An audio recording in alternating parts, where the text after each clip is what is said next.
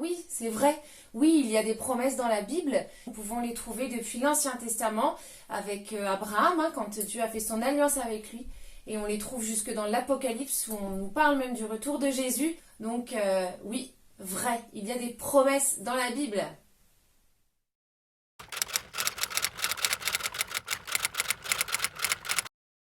Général parce que dans la Bible, on a un tas de versets qui nous parlent des promesses de Dieu et qui s'accordent à l'humanité. On peut les retrouver dans la parole de Dieu, on l'ouvre, hein, c'est pas compliqué, et à l'intérieur on y trouve plein de promesses qu'on peut s'approprier. Il y a aussi pour moi les promesses qui sont personnelles, c'est-à-dire que dans nos moments de prière, on va parfois avoir des supplications, on va demander des choses à Dieu et Dieu va nous répondre. Et certaines de ces réponses sont des promesses. Il va s'engager auprès de nous et il va vraiment donner sa parole. Et Dieu est un Dieu de parole. Et donc ça devient une promesse personnelle qu'on peut vraiment prendre pour nous, pour notre vie. Et puis quand c'est comme ça, on n'attend qu'une chose, c'est de voir son accomplissement parce que c'est l'objet de notre prière à la base.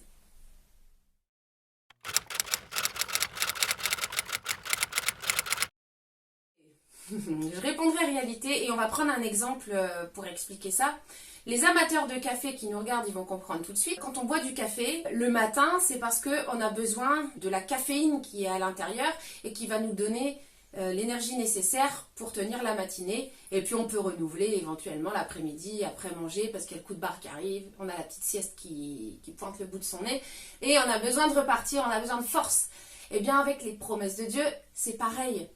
Les promesses de Dieu, c'est la force, c'est la vie, c'est l'espérance, c'est l'espoir, c'est l'encouragement. C'est ce que Dieu a écrit dans sa parole et il a renouvelé ses paroles, il a diversifié ses promesses, il a donné beaucoup d'engagements dans lesquels on peut s'accrocher. Et c'est un rocher sur lequel voilà, tous les matins je peux me lever et oui, on va peut-être boire un café, mais c'est rien à côté d'ouvrir sa parole et d'aller saisir la réalité qui est écrite à l'intérieur.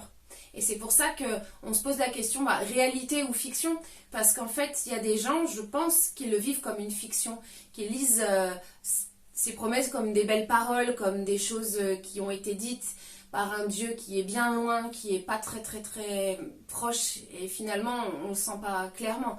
Alors qu'en fait, Dieu est là, Dieu est vivant, Dieu est présent.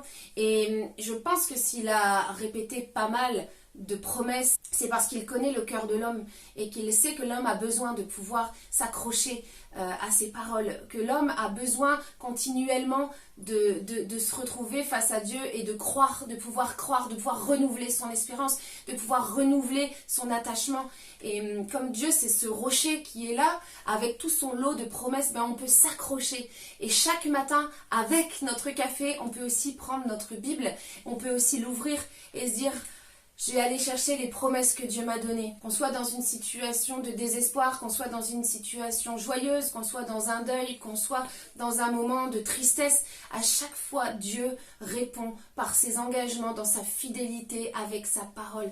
Alors nous pouvons vraiment, et c'est ce que moi j'essaye de vivre au quotidien, c'est vivre les réalités de Dieu dans ma vie, vivre avec ses promesses du matin au soir et ainsi de suite jusqu'au bout.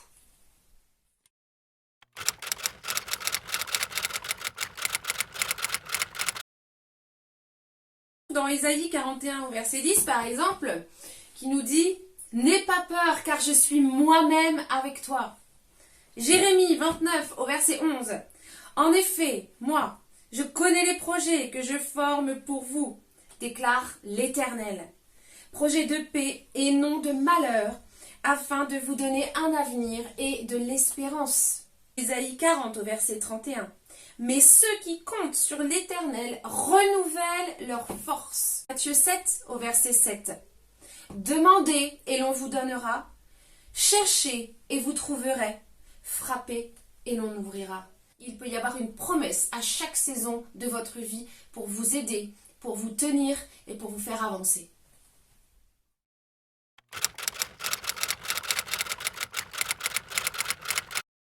Bon, ok, je vous la donne. C'est le psaume 37 au verset 4. Fais de l'Éternel tes délices et il te donnera ce que ton cœur désire. Il y a 10 ans, quand je me suis convertie, je suis tombée sur ce verset et il m'a impactée. En fait, c'était comme un coup de foudre sur cette parole. Fais de l'Éternel tes délices et il te donnera ce que ton cœur désire. Et en fait, j'ai tout de suite vu ce que ton cœur désire mais j'ai pris très au sérieux la première partie qui disait « Fais de l'Éternel tes délices ». Je suis une femme d'engagement, c'est-à-dire que quand je donne ma parole, j'ai donné ma parole, et quand quelqu'un me la donne, je prends au mot la parole qui m'a été donnée. Et je me suis dit que cette parole, waouh, elle était forte et qu'elle était pleine d'engagement. Alors je me suis engagée et je me suis dit « Je vais faire de toi mes délices, Seigneur ». Et j'ai tout abandonné, tout quitté, j'ai arrêté mon ancienne Chanel et par l'arrivée de Jésus dans ma vie. Et je suis devenue son enfant, sa fille. Et je me suis dit, ben, il faut qu'il soit mes délices. Et très vite, ça a été, je dirais même instantané. Il est tout de suite venu me donner ce que mon cœur désirait. Et c'était pas du caprice, c'était pas juste des rêves, c'était pas juste, voilà, mais c'était un projet de vie. Et j'ai vu son accomplissement. Très concrètement, j'aspirais à trouver un mari. Et j'aspirais pas du tout à le trouver tout de suite parce que je ne pensais pas que Dieu allait être si efficace et productif. Il m'a donné ce que mon cœur désirait. Et il m'a donné au-delà de ce que mon cœur pensait désirer. Je ne connaissais pas toute l'étendue des désirs de mon cœur, mais Dieu le savait. Et il a été ce Dieu de promesses. Fais de l'Éternel tes délices et il te donnera ce que ton cœur désire.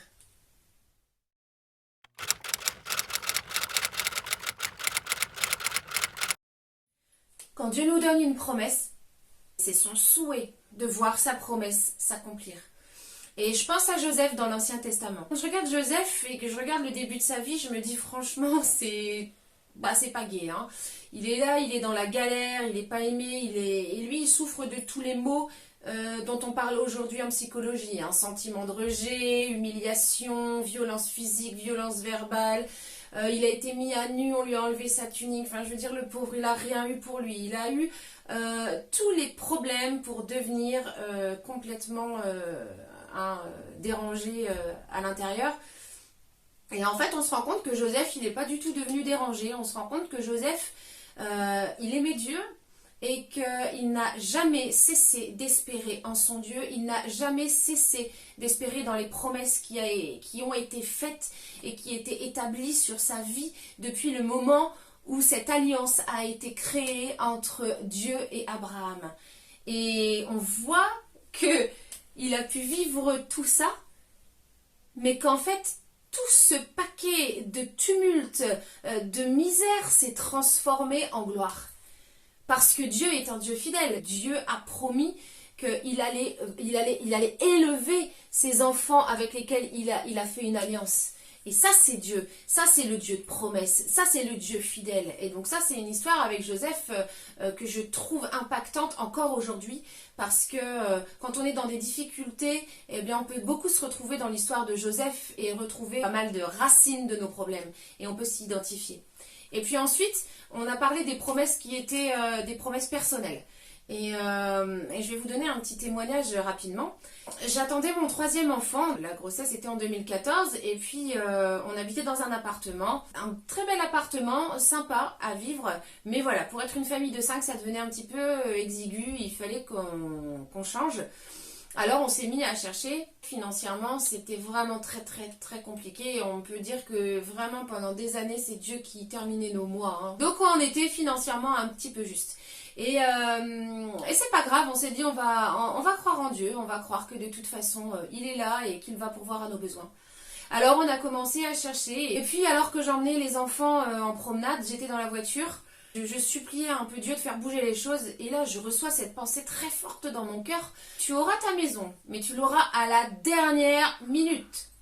Je peux vous dire que franchement, j'étais pas très contente. Et je me suis dit, non Seigneur, c'est juste pas possible. Tu peux pas me donner une maison à la dernière minute parce qu'il faut faire les peintures, parce qu'il faut préparer l'arrivée d'un bébé. Ça se fait pas comme ça. C'est moi qui donnais des leçons à Dieu en fait. Quand j'en suis arrivée à cette constatation que Dieu m'avait fait une promesse et que je le voyais pas. Dieu m'avait fait une promesse. Dieu venait de me dire, tu auras ta maison, mais tu l'auras à la dernière minute. Tout comme fait de l'Éternel tes délices, et il te donnera ce que ton cœur désire. Dieu travaille avec nous. Dieu donne une promesse et il y a une partie qui vient aussi de nous. Et moi, ma partie dans cette promesse, c'était d'accepter son temps. Et son temps, c'était à la dernière minute. Et ce qui est beau dans cette promesse, c'est qu'elle s'est totalement réalisée. J'ai accouché à 5h17 du matin Et à midi, la personne qui s'occupait de notre dossier pour le montage financier nous appelle et nous dit Alexis, Chanel, tout est ok, il ne manque que vos signatures. Et là, avec Alexis, on s'est regardé, je m'en souviendrai toujours, on s'est regardé et j'avais un peu les larmes aux yeux parce que je me suis dit, mais waouh, c'était même pas tant que ça le fait d'avoir la maison qui me réjouissait. C'était super, c'était formidable. Mais c'était le fait que Dieu ait tenu sa parole. Donc, c'est pour vous encourager et vous dire que Dieu peut s'engager à vous donner sa parole en réponse à certaines de vos prières, à certains de vos besoins. Dieu parle. Et il faut seulement accepter la façon dont il parle. Mais Dieu est ce Dieu de promesses. Il est ce Dieu fidèle. Et quand il s'engage, que ce soit à travers sa parole ou à travers une parole qu'il va vous donner directement dans votre cœur, il tiendra sa parole.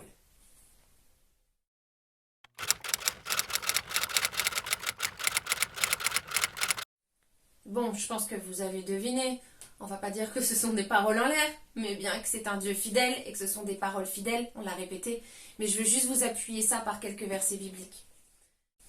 Et on le trouve dans Hébreux 10, au verset 23, qui nous dit « Retenons fermement la profession de notre espérance, car celui qui a fait la promesse est fidèle. » Et on trouve un autre verset dans le psaume 100, au verset 5, qui dit « Car l'Éternel est bon, sa bonté dure à toujours, et sa fidélité de génération en génération. » Alors cette même parole qui a été faite à Abraham, ces mêmes alliances, ces mêmes promesses qui sont écrites dans notre Bible, chérissons-les et saisissons-les, parce qu'elles peuvent changer totalement et radicalement le cours de notre vie.